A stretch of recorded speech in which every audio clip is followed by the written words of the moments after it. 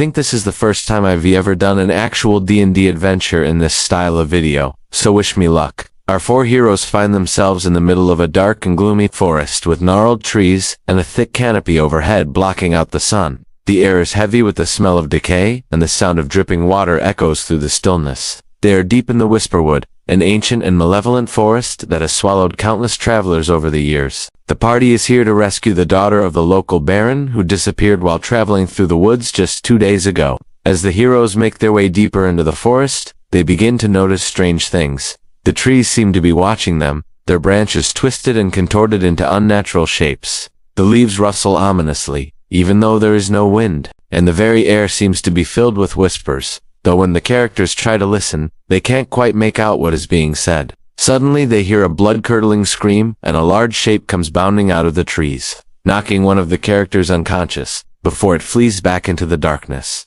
The party regroups, tending to their fallen comrade. As the injured character slowly comes to, he mentions seeing glowing red eyes in the darkness before everything went black. Then from the shadows, a pair of glowing red eyes appears and begins to stalk the party. A low growl rumbles in its chest. The creature pounces, but it's not a wild animal. It's one of the Baron's men. He explains that he was turned into a rabid wolf-like creature by magic, and that the forest is full of these monstrosities. His mind isn't fully his own, and he attacks the party. A battle ensues, but the character who was previously knocked out doesn't want to fight. Instead, he tries to calm the creature, reminding it of its former self and appealing to whatever humanity remains within it. His efforts pay off, and the character is freed from the beast's control.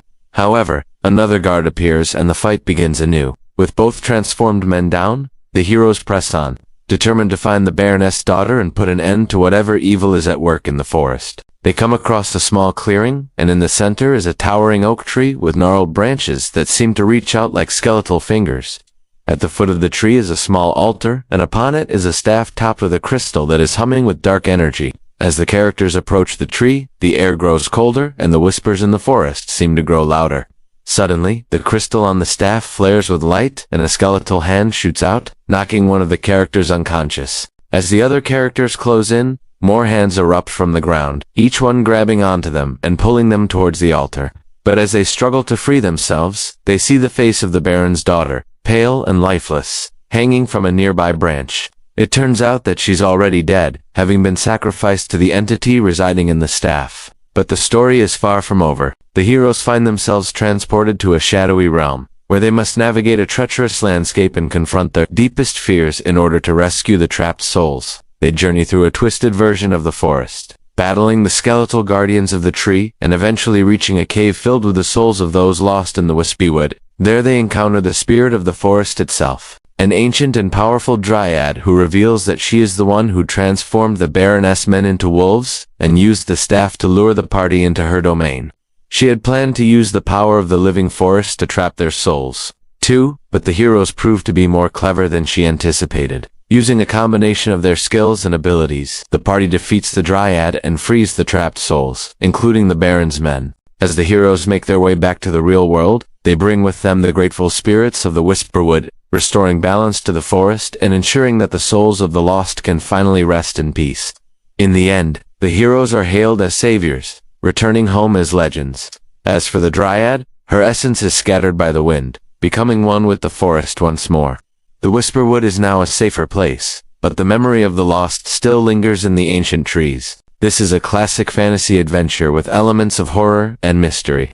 There were a lot of scary scenes, like when the creature jumps out of the trees and attacks the party, or when the skeletal hands erupt from the ground and grab the characters. These moments were designed to create tension and keep the players on edge. But it's not all about scares. The story also has a strong emotional core, as the characters become personally invested in the fate of the Baroness' daughter and the people trapped in the forest. The players really got to roleplay during the scene where one of the characters tried to calm the bestial man and bring him back to his senses. This was a great moment for the story, because it showed that not everyone in the forest was beyond saving, and that there was still good left in some of the people trapped there. And then the reveal that the dryad was the main antagonist wasn't something we saw coming. We thought it was going to be some kind of like werewolf or wendigo type creature that was possessing the Baron's men. So when it turned out to be an actual dryad, that was a pretty cool surprise. Overall, the tone of the adventure is dark and suspenseful, but there are moments of hope and redemption as well. This makes for a really compelling story that will stay with the players long after the game is over. Now, if you want to run this adventure yourself, it's super easy to do. All you need is a copy of the rules and a set of polyhedral dice. You don't need any special equipment or props. But if you want to go all out, you could get some fake cobwebs and hang them from the trees, or set up a spooky sound effects playlist to really set the mood. To prepare for the game, you'll want to create a few non-player characters or NPCs that the players will interact with. These include the Baron who hires the party for the rescue mission, the townspeople who warn the party about the dangers of the forest, and the transformed guards who attacked the party. You'll also need to create a few monsters for the game, including wolves, skeletons, and the final boss, the Dryad. The game can be played in a single session of around 4 to 6 hours, but you could also stretch it out over multiple sessions if you want to. To play, simply follow the instructions in the rulebook. The text is written in a way that makes it easy for the game master, that's you, to follow along and improvise as needed. If you're new to running games, don't worry, it's really not that hard. The rules are pretty straightforward, and there's a lot of helpful advice and guidance in the rulebook. Plus, if you get stuck, you can always ask for help online. There are tons of helpful people in the community who are willing to lend a hand. So if you're looking for a fun and exciting adventure to run for your players, look no further than The Path That Loops Forever. It's a game that will keep them on the edge of their seats from start to finish. And that's gonna be all for today. If you enjoyed this video, please leave us a like and consider subscribing for more content. Thanks again for watching and have a great day.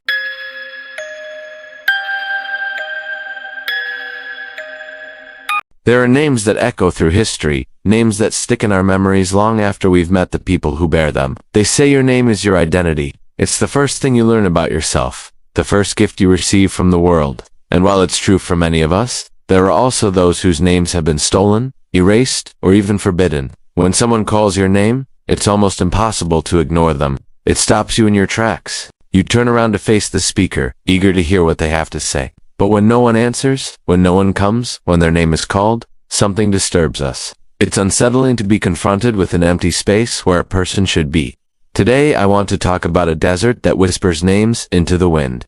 But the people who hear them never stay long enough to listen. One morning, a few years ago, I woke up in the middle of the desert. Around me stretched an endless expanse of sand dunes and scrubland under a sky so vast it felt like I was lying on the surface of the moon. The silence was absolute, broken only by the wind whistling between the rocks. I had driven out to this remote area looking for solitude, for a place where I could hear my own thoughts without distraction. What I hadn't expected was to feel so utterly insignificant, so painfully alone. As I lay there staring at the sky, the wind picked up and it seemed to shift and change. Suddenly I heard a whisper, a voice so close I thought it must be inside my head. It said my name, my real name, the one that my parents gave me. I sat up, startled, and looked around.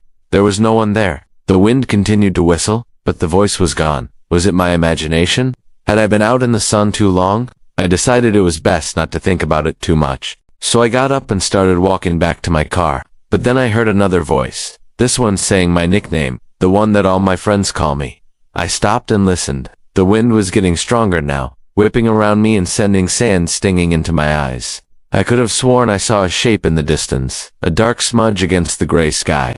But when I blinked, it was gone. I told myself it was just the wind playing tricks on me. I couldn't see anyone, not really. So I turned and walked away. That's when I heard my last name, my family name, the one that connects me to generations past and future. This time the voice was closer still. I could feel the wind pushing against me, almost as if it were trying to shove me over.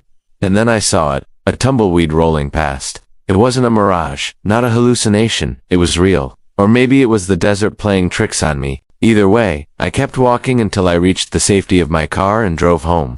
For days afterward, I couldn't stop thinking about the voices in the desert. Were they real or imagined? A trick of the wind, or something more? I tried to dismiss them as nonsense. But a small part of me couldn't help but wonder if there really was something out there in the vast emptiness listening to me, watching me. It wasn't until I started researching the history of the area that I began to understand. The desert had been whispering my name for centuries. The indigenous people of this land had a deep connection to the earth and sky. They knew the desert intimately, its rhythms and secrets.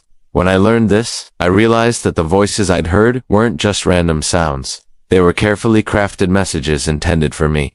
But what did they mean? What was the desert trying to tell me? As I delved deeper into the culture and history of the area, I discovered that the desert has its own language. It's a language of whispers and shadows, of shifting sands and ancient petroglyphs. It's a language that only those who are willing to listen can understand. I learned that the desert speaks to those who are lost, who are searching for something they can't quite name. It speaks to those who are open to its wisdom, who are willing to learn its ways. I also learned that the desert can be dangerous, unforgiving to those who don't respect its power. It can be harsh and cruel, and those who ignore its warnings do so at their own peril. The desert isn't just a barren wasteland. It's a living, breathing entity. It's full of mystery and magic, and those who explore it with an open mind and heart will be rewarded with insights and wisdom that they never imagined possible. As I continued my research, I came across stories of people who had similar experiences to mine. Some heard the voices of their ancestors, others felt the presence of the desert spirits. All of them were touched by the magic of the place in ways they could never forget. I realized that the desert had been calling to me for a long time. It had been whispering my name, trying to get my attention. And when I finally turned around to listen, I heard the stories of those who had come before me. I heard the wisdom of the ancients, the lessons they had learned from the desert, and I knew that I was part of something bigger than myself, something that had been going on for centuries. The desert is a place of extremes, of scorching heat and bone-chilling cold, of life-giving rain and devastating floods. It's a place where the boundaries between life and death are blurred. Here the sun beats down relentlessly, turning the sand to shimmering waves of heat. There's a strange beauty to the desert, a starkness that reveals the raw power of nature. As I stood there taking it all in, I felt a sense of awe and humility. The desert doesn't care about our human concerns. It's indifferent to our joys and sorrows. It's a humbling experience to realize how small we are in the grand scheme of things. Despite its harshness, the desert is also a place of great beauty. The colors are vivid and the silence is deafening. It's a place where you can feel the pulse of the earth and connect with something greater than yourself. It's hard to believe that anything could thrive in such an environment, yet life finds a way. Hardy plants and animals have adapted to the desert's extremes and flourish here. I saw lizards darting between rocks, birds soaring overhead, and insects buzzing lazily in the air. Even the smallest creatures seemed to be masters of survival in this unforgiving landscape. As I continued to explore, I came across a patch of wildflowers. Their bright colors were a welcome sight against the backdrop of sand and rock. It was a reminder that beauty can be found in the most unexpected places. The desert is a place of contrasts, of extremes in beauty, of harshness and resilience. It's a place where life finds a way to thrive, even in the most challenging conditions. It's a place that challenges us to adapt, to survive, and to appreciate the beauty that surrounds us. As I stood there contemplating the vastness of the desert, I felt a sense of wonder and humility. The desert is a powerful reminder of the fragility of life and the importance of cherishing every moment. If you're ever in the desert, take a moment to appreciate the beauty that surrounds you. Listen to the sound of the wind and feel the warmth of the sun on your skin. Let the vastness of the desert fill you with a sense of wonder, and let the silence remind you of the preciousness of life. You might just find that the desert has a way of working its magic on those who are open to its embrace.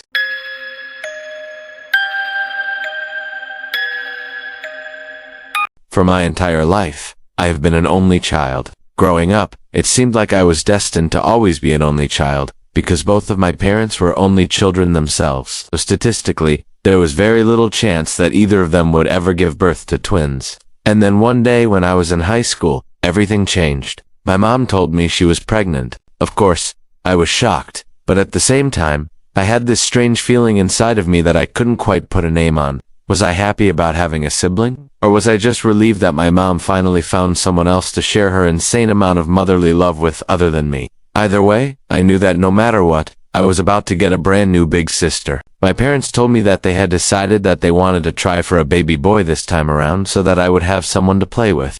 But unfortunately, fate had other plans for us. When my parents found out they were expecting another girl, they were apparently pretty bummed. At least that's what they told me. But secretly, I think they were just disappointed that they didn't get the son they wanted. I remember my parents telling me that even though we were getting another girl, they did still want to name her after their favorite boy's name, which is why they decided to name my sister Riley. As soon as my sister was born, it was clear to everyone, especially my dad, that he wasn't going to be the one raising her. From the moment he laid eyes on her, he said something along the lines of, "Oh, she's all yours, honey," and then he went to go watch some football game or something. At first, I thought it was kind of cool that my sister was basically being handed over to my mom and me. But the more I thought about it, the less excited I got, because let's face it, I was 16 and all I could think about was how much more work my sister was going to be for my mom. I mean, my parents had gotten divorced when I was just a baby, and my dad had quickly remarried one of his coworkers. So in reality, I hadn't really grown up with him all that much. It was just always my mom and me, which is why I honestly couldn't imagine how she was gone. Manage being a full-time single mother to two teenage girls, especially since she was also working at the hospital as a nurse. When my sister Riley was old enough, my mom enrolled her in preschool, and that's when things started to unravel for our family. As soon as Riley started preschool, she became best friends with this one kid named Emma. They did everything together and spent every waking moment playing dress-up, tea party, and pretending to be princesses. Since my mom was working long shifts, most of the time I was the one who picked Riley up from preschool. And almost every single day, Emma's mom would also be there waiting for her daughter. Most days we would just take turns driving both of the kids home. And while Emma's mom was a total snob, and looked down on my mom because she worked at the hospital, at least she had a car. And without her help, there's no idea how my mom would have managed to pick Riley up from preschool on time. A few weeks after my sister started preschool, I noticed that she would come home with these small cuts on her arms and legs. Of course, I asked her about them, but she just said that she had no idea. One night though, when we were eating dinner, Riley took a bite of her chicken and accidentally cut herself on one of the bones. She immediately started crying, but I stopped her and told her not to be such a baby. That's when she finally broke down and admitted that Emma had actually been cutting her with scissors at school. Of course, I told my mom, who then called the principal to complain. But the next day at school, Riley came home with more cuts, and I asked her what happened. She told me that the principal had talked to Emma and her mom, but that didn't stop her from cutting Riley with scissors again. At this point, I was furious and demanded that my mom take me to the school to confront Emma's mom myself. But before my mom could even say yes or no, she received a call from Riley's teacher, who told her that Riley had drawn a picture for her and she wanted to know what it meant. According to the teacher, the drawing was basically a stick figure of Riley with lots of red lines coming out of it. When my mom asked her what the red lines were supposed to represent, she told her that Riley had said they were cuts, and then she started crying. At this point, my mom knew she had to do something drastic, so she pulled both of us out of school early and drove us to the mall. As soon as we got there, she brought us into this store called Things Remembered, where they basically engrave stuff for you, and she asked the guy working there to engrave these 2 necklaces that she bought. After she paid for them, she gave me one of the necklaces and told me to put it on. Then she hugged me and Riley and told us how much she loved us. When I asked her what was going on, she told us that we were getting matching necklaces engraved with the words Riley and Skylar, and that was our new secret between us. Secret that Emma and her mom didn't know about. And although I was confused by my mom's actions at the time, I now realized that she was basically giving us these necklaces as a goodbye present, because she had actually already made up her mind that she was gone. Send us to live with my dad. After we left the mall, my mom took us to my dad's house, and when he opened the door, he looked shocked to see both of us. He didn't even ask any questions. Instead, he just scooped me and Riley up in a giant hug and welcomed us like he had missed us his entire life. Over the next few years, my dad ended up getting full custody of both of us because my mom was too busy trying to start her own practice. And although I still don't really know what happened to her, I often wonder if she ever thought about how much her decision affected both of us. Fast forward to present day, and I'm still super close with my sister. We're actually planning on getting matching tattoos to commemorate our crazy childhood. Now, some people might think that getting tattoos is stupid, but I don't care. If anything, it'll be the one thing that Riley and I will have that Emma won't be able to take away from us.